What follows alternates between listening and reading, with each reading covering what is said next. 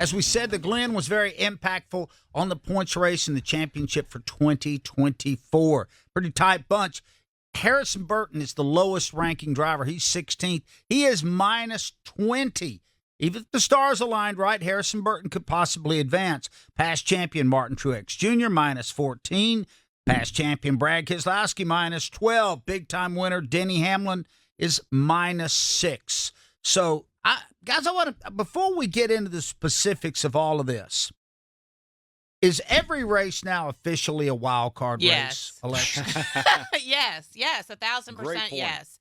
Because you never know what can happen. I mean, there's so many things, and we've seen it play out. I mean, if you go back 2 shows where Brad and I were giving our predictions of what we thought were going to happen, and then you compare it to what actually happened, we had there was no basis for reality there, and it's because of the fact that on any given Sunday, you have no idea what's going to happen. You just don't. So I think you gave us a perfect example earlier. 16 different winners. Who saw that coming? Every race is a wild card race. Yeah. In some way, shape, or form, no matter where you go at any point in time during the season, whether it's the 9th race, whether it's the 15th race, any race can be a wild card. As we get into these, it becomes wild card races for all of the competitors that are running for the championships, because you do throw the Chris Buschers and the Ross Chastains and guys like that who can take points and take wins. Brad, I'm not sure why I remember this, but you were in studio last week for this show, and we were talking about, and I'm always promoting disaster, and I said, Kyle Larson might not make it. And you said, well, we're going to the Glen. He's a lock for a top 5 there. Even Kyle Larson, world's best race car driver, stumbles home in 12th. He stumbles home in 12th, but he made up 11 points. Remember, he went into Watkins Glen plus 15. He leaves Watkins Glen plus 26, and then goes to a track where he's won in the next-gen car. Yeah. And I'm going to say this, and that's a perfect example, because I think when we go the 5th race of the season, when we go the 10th race of the season, almost everybody is on the same agenda. Let's get as many points as we can and let's win the race. Everybody goes into it the same way. As we get to this stage of the season, you've got people, there's 16 agendas in the top are running for a championship, and then there's the other agendas. And in that 16, there are 16 solid ways that these guys see that they can get in there. So they've got to play it right. And that's a perfect example. Larson comes in and plays a different game because we expect him to run up front and win, but he comes out a huge winner because he moves up 11 points.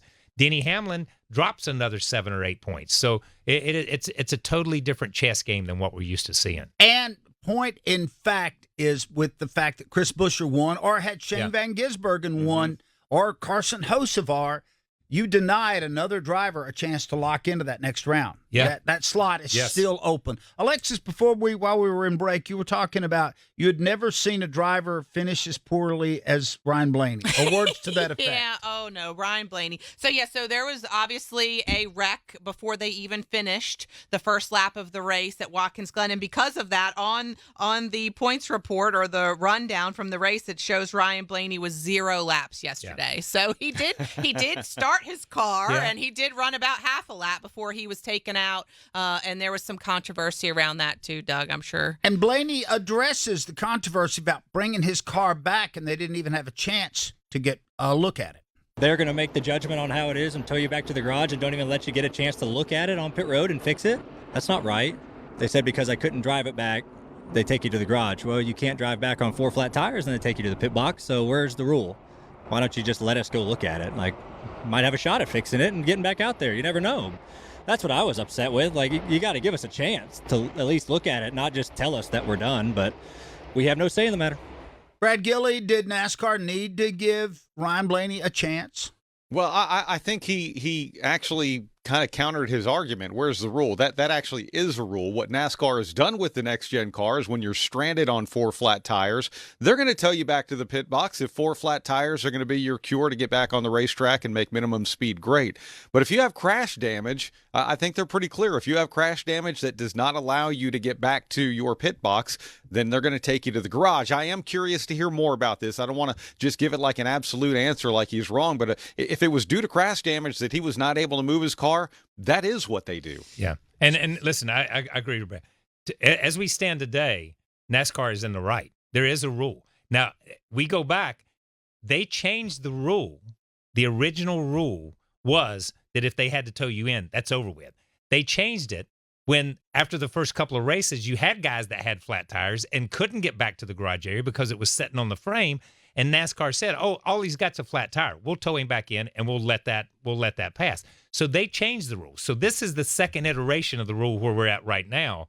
If you really go back to the beginning of the next gen car, and it is a rule. And Ryan, it's a valid argument. Listen, if I'm standing there and I got a big zero beside my name on how many laps I run today, you dang right. I am mad. I'm mad because I didn't have an opportunity to change a bolt or change an upper A-frame, whatever it is. But at the same time, it is a rule, and they all started the race under those rules yesterday. Yeah, and I think the biggest thing is that, it kind of makes it black and white, right? Like if we're sitting there, if there's a big wreck and NASCAR has to decide, okay, well, who are we going to tow back to the garage and who are we going to tow back to their pit box? Like it's got to be kind of black and white. And there was audio that was played from Ryan. And I get it. I understand his frustration 1,000%, in the heat of the moment. But there was audio from his in-car where he basically said, hey, after I hit that wall, my steering broke. Like that's all NASCAR needed to hear and to know was that after he hit the wall, his steering broke. Yeah. Let's dive back into the points here as we have 8 races left to go. Bristol will be a cutoff race for the first third of this run. Joey Logano is in with a win. There was no automatic win from last time because a non-playoff driver won at Watkins Glen.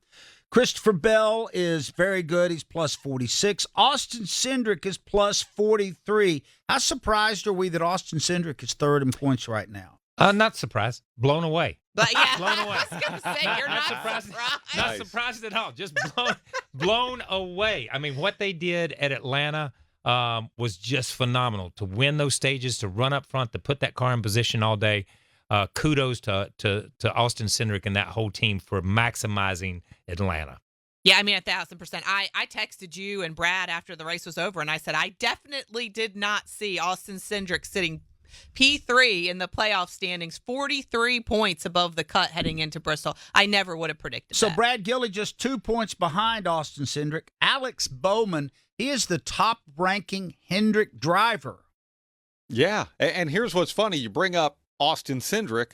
Well, I would think that a lot of people in their playoffs predictions, when they were saying our first 4 out, there are probably a lot of people who not only had Austin Cindric as the first 4 out, I did, Alex Bowman as the first 4 out, but also Daniel Suarez is the first 4 out, who's sitting at plus 36 right now. In the top 5 right now in the playoffs rankings, 3 of them are probably on a lot of people's first out list right now.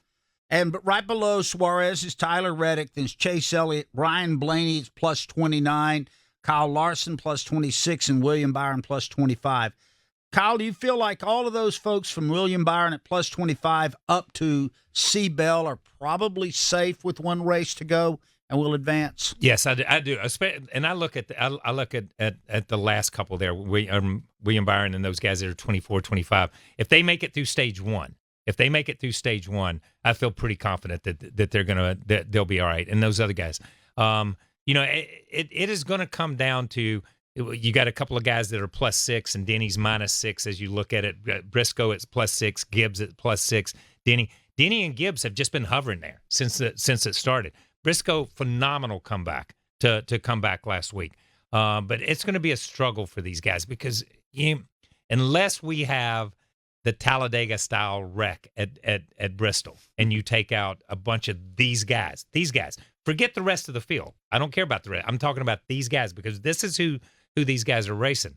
I don't see that changing. It's interesting when you look at, and I'll go back to what you said a minute ago, C. Bell, Austin Cindric, and Alex Bowman, who all have teammates in the playoffs. They're not the team leaders on these teams.